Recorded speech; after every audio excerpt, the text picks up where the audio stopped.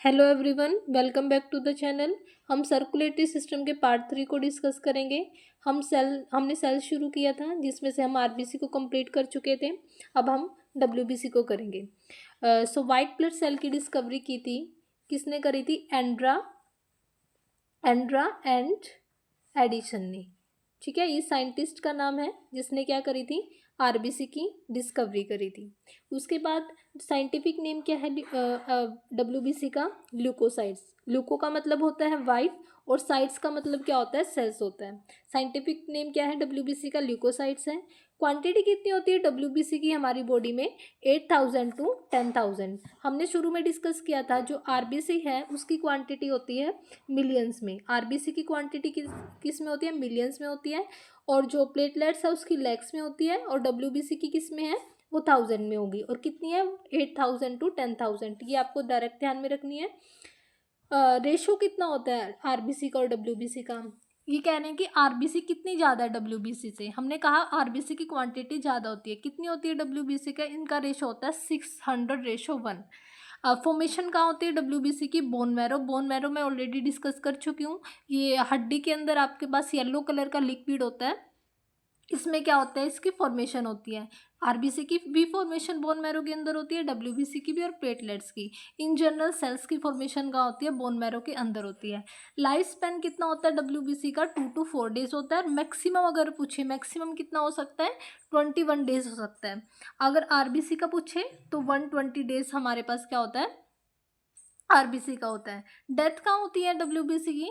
Death होती है liver के अंदर, ब्लड के अंदर। मेजर कहाँ होती है? ब्लड के अंदर होती है। आरबीसी की कहाँ होती थी? स्प्लीन के भी अंदर हो सकती थी और लीवर के अंदर भी। एम्ब्रियोस की कहाँ होती है? लीवर के अंदर आरबीसी की। और जो अदर एडल्ट्स हैं उनकी कहाँ होती है? स्प्लीन के अंदर होती है। डब्ल्यूबीसी क्या करता है? रीजनरेट करता है इन ब्लड के अंदर। शेप क्या है डब्ल्यूबीसी की? इरेगुलर शेप होती है, अमीबा शेप होती है। अमीबा क्या होता है आपके पास? यूनिसेलुलर है। जब हम सेल्स चैप्टर डिस्कस करेंगे तब वहाँ पर डिटेल से इसकी स्टडी करेंगे। तो अभी इतना ध्यान रखना है कि जो शेप होती है डब्ल्यूबीसी की वो इरेगुलर होती है। इरेगुलर अमीबा क्यों कहा है? क्योंकि अमीबा की शेप भी इरेगुलर हो सकती है, किसी भी शेप पे वो क्या होता है? प्रेजेंट होता है। डब्ल्यूबीसी हमारे पास हमें पता है कि लार्जेस्ट ब्लड सेल है। सबसे बड़ी सेल कौन सी है? डब्ल्यूबीसी है। और न्यूक्लियस प्रेजेंट होता है, इसीलिए लार्जेस्ट है तो इसीलिए न्यूक्लियस भी क्या होता है? डब्ल्यूबीसी के अंदर प्रेजेंट होता है। हमने पीछे किया था आरबीसी में न्यूक्लियस और माइटोकॉन्ड्रिया प्रेजेंट नहीं होता है। क्यों? क्योंकि उसका जो साइज होता है वो स्मॉल होता है। ठीक है, तो इसीलिए इसके अंदर प्रेजेंट नहीं होता। लेकिन एक्सेप्शन था जिराफ, लामा और कैमल के अंदर। उसके अंदर क्या होता है? न्यूक्लियस और माइटोकॉन्ड्रिया प्रेजेंट होता है। और आरबीसी का फंक्शन क्या था? आरबीसी क्या करता है? कैरी करता है ऑक्सीजन को और कार्बन डाइऑक्साइड को। डब्ल्यूबीसी क्या करता है? इम्यूनिटी प्रोवाइड करता है बॉडी को। इम्यूनिटी कैसे? ये प्रोड्यूस करता है एंटीबॉडीज़, जो हमारे शरीर में बैक्टीरिया है, वायरस है, उनसे हमारी बॉडी को क्या करता है? प्रोटेक्ट करता है। इसीलिए इसको प्रोटेक्टर सेल भी बोला जाता है, क्योंकि हमारी बॉडी को इम्यूनिटी देता है। इसीलिए इसका नाम क्या है? Fighter cell, bodyguard cell, immune cell, soldier cell. ये सभी नेम क्या है? डब्ल्यूबीसी के हैं। ये हमारी बॉडी को इम्यूनिटी प्रोवाइड करता है। टाइप्स कितने होते हैं डब्ल्यूबीसी के? टाइप होते हैं 2 टाइप की डब्ल्यूबीसी हमारे पास होती है, ग्रेनुलोसाइट और ए ग्रेनुलोसाइट। ग्रेनुलोसाइट्स के अंदर क्या होता है? जैसे ये कोई सेल है, सेल के अंदर क्या है? ये न्यूक्लियस है। इसमें क्या होता है? पार्टिकल प्रेजेंट होते हैं। ग्रेनुलोसाइट्स के अंदर क्या होता है? पार्टिकल प्रेजेंट होते हैं। ए ग्रेनुलोसाइट के अंदर क्या होता है? ये न्यूक्लियस है, कोई पार्टिकल प्रेजेंट नहीं होता। यहाँ पर क्या होता है? पार्टिकल प्रेजेंट होते हैं। मेजर डिफरेंस है। और क्या है? जो ग्रेनुलोसाइट्स है इसके अंदर क्या होता है? मोर देन 1 न्यूक्लियस होता है। लेकिन ए ग्रेनुलोसाइट के अंदर क्या होता है? इसके अंदर मोर देन 1 न्यूक्लियस होता है। इसके अंदर क्या होता है? 1 ही न्यूक्लियस प्रेजेंट होता है, इसीलिए इसको ग्रेनुलोसाइट्स बोलते हैं।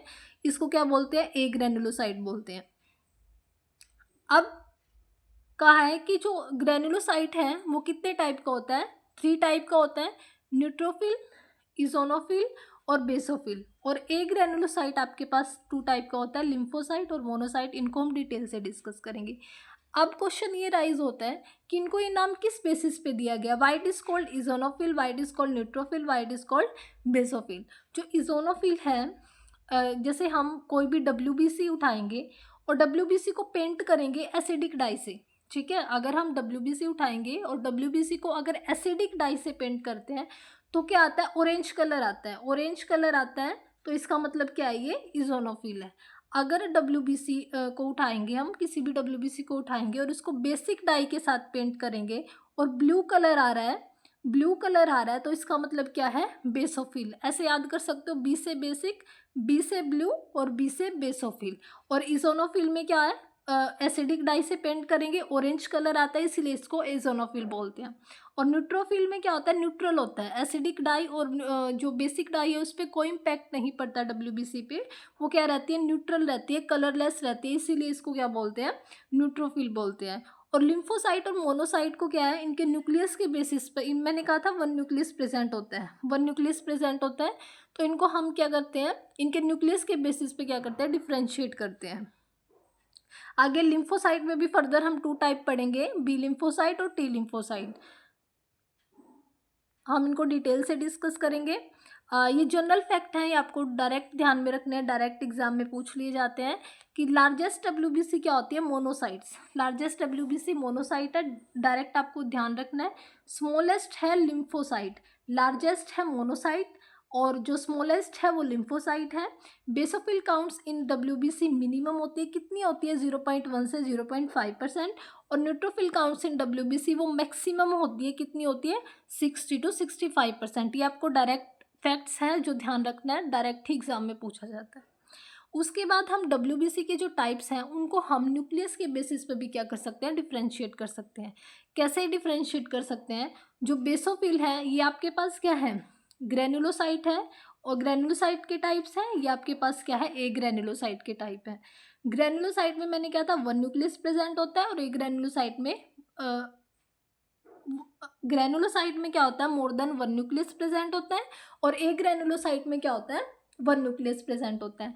हम न्यूक्लियस के बेसिस पे कैसे डिफ्रेंशिएट करेंगे, जो बेसोफिल्स होता है उसके बाइलोब्ड न्यूक्लियस होता है। बाइलोब्ड कैसे, जो न्यूक्लियस है ना उसके 2 लोब होते हैं। इजोनोफिल में भी बाइलोब्ड न्यूक्लियस तो होता है, लेकिन क्या होता है, बिग होता है as compare to basophil. Neutrophil के अंदर मोर देन 2 न्यूक्लियस प्रेजेंट होते हैं। मोनोसाइट के अंदर सिंगल न्यूक्लियस प्रेजेंट होता है। जो शेप होती है न्यूक्लियस की वो किडनी शेप होती है, जैसे हमारे किडनी की शेप होती है ना, वैसे ही मोनोसाइट में जो न्यूक्लियस है उसकी शेप होती है।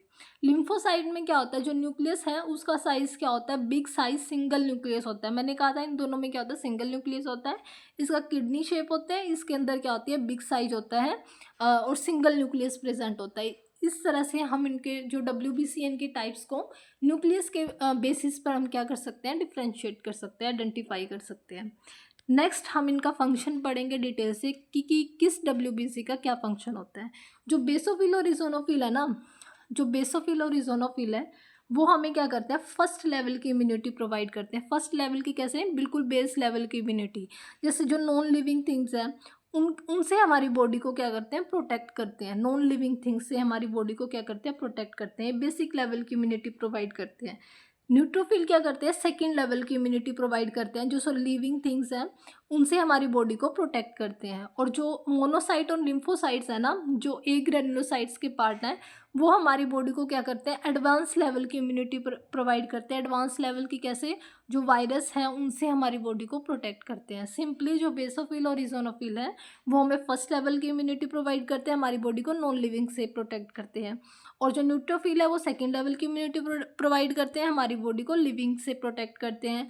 और जो मोनोसाइट और लिम्फोसाइट्स हैं वो हमें क्या करते हैं, एडवांस लेवल की इम्यूनिटी, एडवांस लेवल की कैसे प्रोटेक्ट करते हैं हमें अगेंस्ट वायरस। ये आपको ध्यान रखना है। फिर उसके बाद हम फंक्शन पढ़ेंगे डिटेल से, बेसोफिल और इजोनोफिल के क्या फंक्शंस होते हैं। ये क्या करते हैं, जो बेसोफिल और इजोनोफिल है ना वो 2 केमिकल को प्रोड्यूस करते हैं। 2 केमिकल कौन से, एक तो हिस्टामिन और एक आपके पास हेपारिन। ठीक है, जो बेसोफिल्स और इजोनोफिल्स हैं वो आपके पास क्या करते हैं, 2 केमिकल को प्रोड्यूस करते हैं, हिस्टामिन और हेपारिन। जो हिस्टामिन है वो क्या करते हैं, एलर्जिक रिएक्शन को प्रोड्यूस करते हैं, मतलब हमारी जो बॉडी है ना उनको एलर्जी से क्या करते हैं, प्रोटेक्ट करते हैं। Histamine protein. और जो हिपरीन है वो क्या करते हैं, एंटी क्लोटिंग फैक्टर है, हमारे जो शरीर में है उसको ब्लड की क्लोटिंग नहीं होने देता, इससे हमें क्या करता है, प्रोटेक्ट करता है। ये क्या है, मेन फंक्शन है बेसोफिल और इओसिनोफिल के। क्या प्रोड्यूस करते हैं वो, हिस्टामिन केमिकल को और हेपारिन केमिकल को। ठीक है, जो हिस्टामिन है वो प्रोड्यूस करता है एलर्जिक रिएक्शन, और जो हेपारिन है वो एंटी क्लोटिंग फैक्टर है, एंटी कोगुलेटिंग फैक्टर है। ये it's all about basophil and eosinophil. Next हम पढ़ेंगे न्यूट्रोफिल्स। न्यूट्रोफिल्स क्या होता है, ये फेगोसाइटिक सेल है। ये डायरेक्ट पूछ लिया जाता है कि इनमें से फेगोसाइटिक सेल कौन सी है, इजोनोफिल है, बेसोफिल है, न्यूट्रोफिल है, लिम्फोसाइट है, मोनोसाइट है। तो ये ऑप्शंस देंगे आपको और इस तरीके से पूछ सकते हैं। तो जो न्यूट्रोफिल्स है ना वो क्या होता है, फेगोसाइटिक सेल्स है। फेगोसाइटिक कैसे, ये क्या करता है, इनगल्फ कर लेता है, इंजेस्ट कर लेता है किसको, बैक्टीरिया को, फंजाई को, पैरासाइट को, प्रोटोजुआ को, इनको क्या कर लेता है, इंजेस्ट कर लेता है अपने अंदर। ठीक है, तो इसीलिए इसको क्या बोलता है, फेगोसाइटिक सेल्स बोलते हैं। उसके बाद है मोनोसाइट और लिम्फोसाइट्स के फंक्शन बढ़ेंगे। मोनोसाइट क्या करता है, रिकॉग्नाइज करता है कि किस टाइप का वायरस हमारी बॉडी में प्रेजेंट है। मोनोसाइट क्या करता है, सबसे पहले मोनोसाइट क्या करेगा, रिकॉग्नाइज करेगा किसको, कि हमारी बॉडी में कौन से टाइप का वायरस प्रेजेंट है। और लिम्फोसाइट क्या करेगा फिर वो जनरेट करेगा एंटीबॉडी को अगेंस्ट दैट वायरस, की इस वायरस के लिए कैसा एंटीबॉडी जनरेट करना है ताकि ये ख़त्म हो जाए। ठीक है, तो ये क्या करते हैं, पैरेलली काम करते हैं। अगर WBC की क्वांटिटी हमारी बॉडी में कम हो जाती है, अगर हमारी बॉडी में WBC की क्वांटिटी कम हो जाती है तो हमारी क्या होगी, इम्यूनिटी डिक्रीज होगी। तो इसकी वजह से कौन सी डिसीज होगी, leukopenia. Penia word is used for किसी चीज़ की हमें कमी हो जाती है तब हम पेनिया वर्ड यूज़ करते हैं। अगर जो WBC है उसकी क्वांटिटी इंक्रीज़ हो जाए, अगर WBC की क्वांटिटी इंक्रीज़ हो जाए तब क्या होती है, हमारी इम्यूनिटी क्या होती है, बढ़ जाती है। और कौन सी डिसीज़ होती है फिर, ल्यूकेमिया। मतलब जनरली क्या है, अगर WBC की कमी हो जाए तब भी हमारी बॉडी के लिए क्या है, खतरनाक है वो चीज़। अगर हम WBC की जो क्वांटिटी है वो इंक्रीज़ हो जाए तब भी हमारे लिए क्या वो चीज़ खतरनाक है।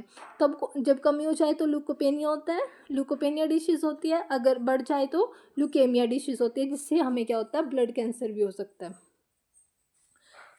अब डायरेक्ट पूछा जाता है कि HIV एड्स में क्वांटिटी क्या होती है WBC की, बढ़ती है, घटती है।